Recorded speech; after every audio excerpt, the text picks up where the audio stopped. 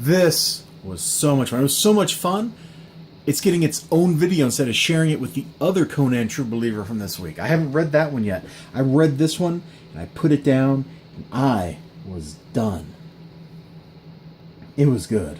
At last, the most requested, longest awaited, and most controversial tale ever told of the world's most savage hero. Conan the Barbarian. Conan, warrior without fear. Yeah, I think that's how that song goes. It's from the old Conan cartoon from like the 90s. It was actually a pretty good show. I really don't like how the Watcher's drawn, but everything else I like about this comic is awesome. In fact, the Watcher gets a whole lot better drawn starting here. And this huge wall of text sets things up really well. For such a thing nearly happened once, though in your own time continuum neither he nor any other knew it. Such are the paradoxes of the road not taken, the opportunity missed, the tragedy perhaps avoided. I alone know how Conan... I love the Watcher, man. It's so pompous and stuff, so wordy. It sets it up like... You get all this, like, meaningless exposition, and I ate it up with a spoon. Well, I don't have a spoon up here. I guess I ate it up with this little piece of cardboard here. I'm just, like, scraping it. Give me that exposition. Give me that exposition. Oh, it was so good. I know, for I am the Watcher. The best bit in this whole spiel is, I alone know how Conan came within a hair's breadth of the world of modern man, of nuclear nightmare, and fashionable neuroses. Fashionable neuroses. Look around the world today. How many people are neurotic? And they get praised for it. Like, every week I get an issue of Science from the AAAS. It's a scientific journal. The back article is always like something about, it's like outside the norm of science. It's like a human interest piece. And I swear for the last year, every single one of those has been about some postdoc or some grad student who had a nervous breakdown because they can't do their job, because they don't understand that, no, you don't have to be a self-sacrificing idiot to get through your doctorate. You can actually do what I did and just do whatever the heck you want and get done with it. Like, we reward neuroses these days. And it's crazy. And I'm probably getting content striked or something for making that statement, but it's true. There should not be a stigma out there for people that have mental problems, for people that have breakdowns. I'm not saying anything like that. I'm just saying, just because you have a problem doesn't make you special. Everybody has these problems, and we're supposed to strive to get past them. You know? Oh my god, this was so controversial. This is over. Let's get back to the comic book. What do you say? Anyway, Conan, he gets slipped to Mickey. Then he and this girl get lowered down by this dude into the time pit. And then this is...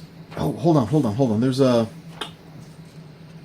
bit somewhere I have to show you. I just got to find it. It's one of those little editorial bits, and it's beautiful.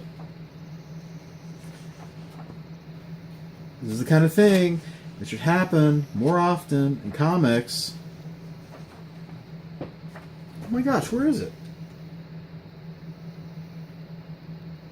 I thought it was at the bottom of one of the left-hand pages here. And I guess I'm wrong. Okay, well, I can't find it, but basically it was just kind of like as described in Savage Tales or something like that. Our $1 companion magazine or something like that, Savage Tales. That's what it said. It's got to be in here somewhere. Oh, here it is. As seen in the 5th and 7th issues of our $1 companion magazine, The Savage Sword of Conan. Roy. Thanks, Roy. You just advertised 2 products that we can sell people. Like, that's how it's supposed to be. Oh my god. Hold on. This happened in Justice League Odyssey. Let me find it. Enjoy this really... Well, this isn't the best art. Let me flip over here. Enjoy this art page that you have only briefly witnessed. Yeah, here. I didn't show this page in my Justice League Odyssey 5 review, but here. After you're battling the arena, Asterisk Azrael, in Justice League Odyssey number 4, Rob. That's the only editorial note in the book, and it's advertising the immediate issue before this, as opposed to, being like, as seen in Justice League 27. Not that you can find Justice League 27, because Justice League is like on what? It's like 18th volume or something stupid like that. You will never, ever in your life track down the issue they're referring to. But back then, you could. So anyway, they get kidnapped and they fall through, and the timeline diverges when the rope snaps, and Conan and the lady fall through time. And he falls into New York. Bum, bum, bum, bum! And he gets in a fight with the cops. Well, it's not really a fight. They're shooting at him and he's running.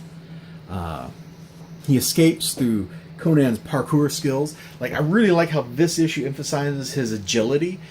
He's moving, he's climbing, he's jumping, he's leaping, he's running. He is all over the place. He is a parkour god. It is fantastic. And he thinks the car's a dragon. Him and this girl, they talk a lot, at least she does. And apparently she's supposed to be a redhead. I thought from the, here she's a redhead, but here she's a blonde. Here she's got a green shirt, here it's a red shirt, so I'm not sure what her hair color is, or even the color of what she's wearing. Look here, her blue jeans are like acid washed and faded. Here they're actually blue. I don't know. I don't think it really matters that much. I'm going to refer to her as a blonde. So, the blonde taxi driver lady, Conan is just trying to murder her car because she thinks it's a dragon. As now, for the first time amid the confusion of lights and sounds, he clearly beholds one of the horseless chariots of which the Babylonians spoke. Yet he sees no driver, so it is perhaps an armored monster after all. Crom's devils, die, you demon from the pit. He knows only one way to find out. Die, if die you can. Hey you, I don't know what your beef is, but stop chopping up my hack, will ya? So she takes him home. She covers for the cops because the cops are chasing him down. Like, it's cute. There's lightning striking all over the place, and that doesn't really matter. They kind of fall in love naturally. So much happens in this book. This book is like a 5-issue miniseries today. It is just full of stuff. Something different happens in every panel. Something different happens on every page. Usually several something different. It's like, here, the lights go out. Conan checks. But she sounds vulnerable. Conan comes back in. She sounds lonely. They make out. They wake up. Strange sounds. Looters! Conan beats the ever-loving crap out of these looters, man. Dude comes in with a knife. He, breaks his wrist or something. Look at that. Throws him into some other dudes that are trying to steal carpets. Because the lady's apartment is over top of furniture shop. This dude takes a sword. Ouch! He gets so mad, he just picks up a couch. Have you ever been so mad you have just picked up a couch? No. I haven't. I don't even know if I could pick up a whole couch the way he does to throw it. I could maybe pick up a whole couch and stumble around until I fell down. But it keeps going. The looting keeps going. So he picks up this poor Volkswagen Bug and smashes it. The next morning she tries to help him get home, and he's like, I recognize that building. The Guggenheim. That's the evil sorcerer guy's place. So they go to the Guggenheim. There's some thieves. I'm not going to show those pages. But there's that lightning strike at the end here. I want to... Oh, maybe not the lightning strike. This is the panel I wanted. Right here. Conan triumphant on the building, waiting for lightning to strike him. Though he doesn't know the lightning is going to strike him. He's just compelled to do it. Then he returns home, and... I'm going to cough. Wow. Hold on. That's when you get too carried away with a comic book, and you're talking about it fast, and you run out of air, and you're coughing and dying and stuff. And he returns home. She gave him her hat right here. He gives her his little bangle or whatever. True love. It's a shame, things couldn't work out for them.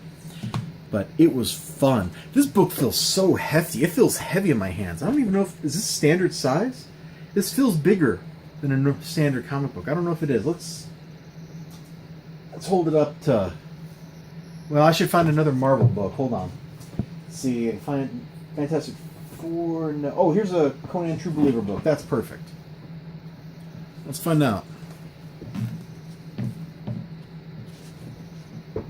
Now, they look the same size to me if I press them together like that.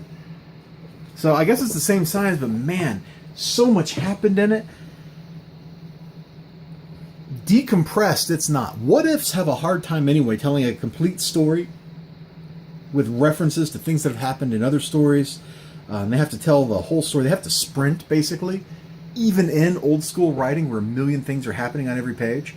And so much happens in this book. The art is just, it's fantastic. No, actually, I wanted the page I had thumbed open. Like, look at her face. Just watch her face from panel to panel. What a clear depiction of emotions. You know exactly what she's feeling based on just the pictures. If you're Conan and you can't understand her word bubbles here, you still know what she's saying. It's beautiful. It's gorgeous. This is some fantastic art. And I guess it should be pretty obvious why. I mean, look at the people that worked on it, especially that one. I don't know who did what responsibilities, like, as far as it went in here, but it's just a gorgeous, gorgeous book. And it's $1. It's $1. It's a complete story. It's not tied into any plot lines or anything like that. They just drop you in. You get a story. $1. It's the same price as those Savage Tales of Conan books that they advertised in that one page. Although those are probably $2 books or $3 books now. $1 now is like a quarter back.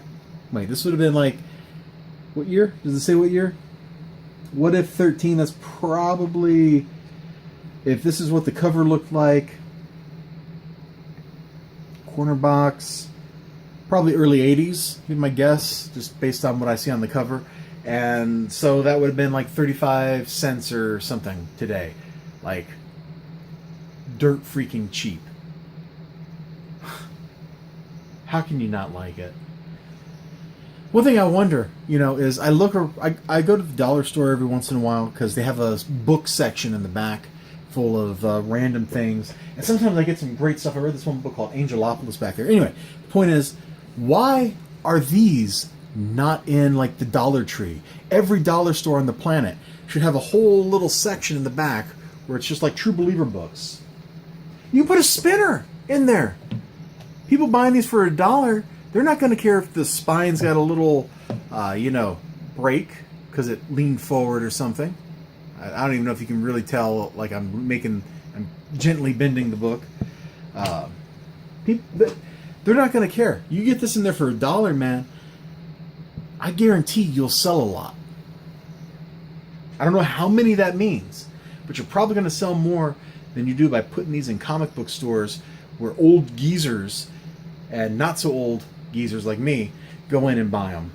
I mean, I go into Westfield Comics. That's where I buy all my True Believer books, is at Westfield. And I go in there. Yeah, there's a Star Wars poster. Maybe that sets the year 1979 then. I go in there and I see, like, there'll be like 20 of these. And I'm hoping they're moving them, and I'm not the only one buying them, These things should move like, they should sell like hotcakes. It's the cheapest buy-in you can get for comic books. And I don't know why I even see any on the shelf the day after I go in there. Like, next week, there'll still be a bunch of Conan books there, and I don't get it. Every one of these I have read has been wonderful. And these aren't even the kind of comic book that I like. I like superhero books. Fantasy stories are not really my jam. Oh, they're so much better than most comic books today. Justice League Odyssey 5, I just read it. I just reviewed Beyond right before this one, and it left me kind of disappointed because it felt cheap at the end. The story felt like it was going in a cheap direction. And this feels like, I wish I could have swapped the prices. That's what the price value reflects. This felt like a $4 book. Justice League Odyssey felt like a $1 book. That's so weird. Anyway, I've been talking for like 15 minutes about this. I'm going to let you go. Thank you so much for joining me. Remember to like, comment, subscribe, all that good stuff. I'll see you next time. And please don't be offended by my earlier comments about neuroses. Like, I have them. You probably have them. Lots of people have them. We're supposed to try to overcome things like that, We're supposed to work together. We're supposed to strive. Instead of being, like the Watcher said, fashionable neuroses. Fashionable neuroses. That is one heck of a phrase, and I really like it. It speaks to my soul. Anyway, I digress. You all have a great day. Bye-bye.